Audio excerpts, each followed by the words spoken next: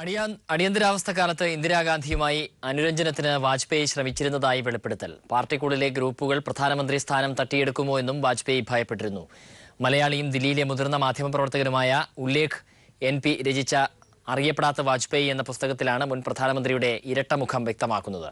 പോത്തിറച്ചിയും ഓപ്പിയവും കഴിക്കാൻ ഇഷ്ടപ്പെട്ടിരുന്ന വാജ്പേയിയെയും പുസ്തകം പരിചയപ്പെടുത്തുന്നു. BJPയുടെ എന്നത്തെയും ജനകീയ മുഖമാണ് അടൽ ബിഹാരി വാജ്പേയി.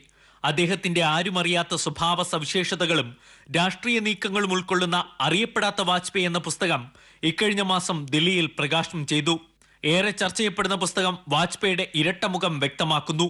അടിയന്തരാവസ്ഥക്കാലത്ത് അറസ്റ്റ് ചെയ്യപ്പെട്ട വാജ്പേയി പക്ഷേ അവസാനം ഇന്ദിരാഗാന്ധിയുമായി നീക്കുപോക്കിന് തയ്യാറായി.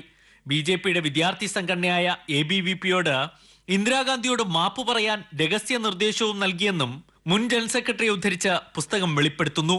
മാസങ്ങൾ നീണ്ട അന്വേഷണങ്ങൾക്കും പഠനങ്ങൾക്കും ശേഷം മലയാളിയും ദില്ലിയിലെ മുതിർന്ന മാധ്യമപ്രവർത്തകനുമായ ഉല്ലേഖ് NPയാണ് വാജ്പേയിയുടെ വ്യക്തിജീവിതത്തിലേക്ക് വെളിച്ചം വീശുന്ന പുസ്തകം രചിച്ചിരിക്കുന്നത്. വാജ്പേയി എന്ന രാഷ്ട്രീയക്കാരൻ പാർട്ടിയിലെ ആളുകൾക്കും അതുപോലെ തന്നെ അദ്ദേഹത്തിൻ്റെ രാഷ്ട്രീയ എതിരാളികൾക്കും എല്ലാം അദ്ദേഹം ഒരു സമസ്യയാണ്.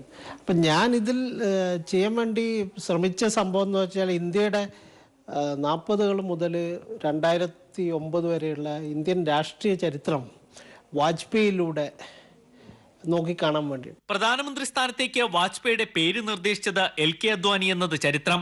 പക്ഷേ ഉപപ്രധാനമന്ത്രി സ്ഥാനത്തെത്തിയ അദ്വാനി തനിക്കെതിരെ കരുക്കൾ നീക്കുന്നു എന്ന സംശയത്തെ തുടർന്ന് വാജ്പേയി പാർട്ടിക്കുള്ളിലെ ചടുല നീക്കങ്ങളിലൂടെ അദ്വാനിയെ ഒതുക്കി.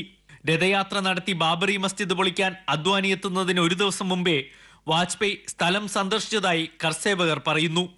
ഭൂമി നികത്തേണ്ടതുണ്ട് എന്ന തന്റേതായ ശൈലിയിൽ മസ്ജിദ് പൊളിക്കാൻ നിർദ്ദേശിക്കുകയും ചെയ്തു. ഗുജറാത്ത് കലാപത്തെ തുടർന്ന് നരേന്ദ്രമോദിയെ മുഖ്യമന്ത്രി സ്ഥാനത്തു നിന്ന് മാറ്റാൻ നടത്തിയ നീക്കങ്ങൾ, EMS സർക്കാരിനെ പുറത്താക്കിയ നെഹ്റുവിനെ പിന്തുണച്ച് പാർലമെന്റിൽ നടത്തിയ ജനാധിപത്യ വിരുദ്ധ പ്രസംഗം തുടങ്ങിയവയുടെ വിശദാംശങ്ങളും പുസ്തകത്തിലുണ്ട്. പ്രമുഖ കമ്മ്യൂണിസ്റ്റ് നേതാവ് പാട്യം ഗോപാലിന്റെ പുത്രനാണ് ഉല്ലേഖ്. 2 പതിറ്റാണ്ട് നീണ്ട പത്രപ്രവർത്തനത്തിന്റെ അനുഭവ പരിചയങ്ങളും പുസ്തകത്തിന് കരുത്താകുന്നു. Santhosh സർലിംഗ്, news bureau, Delhi.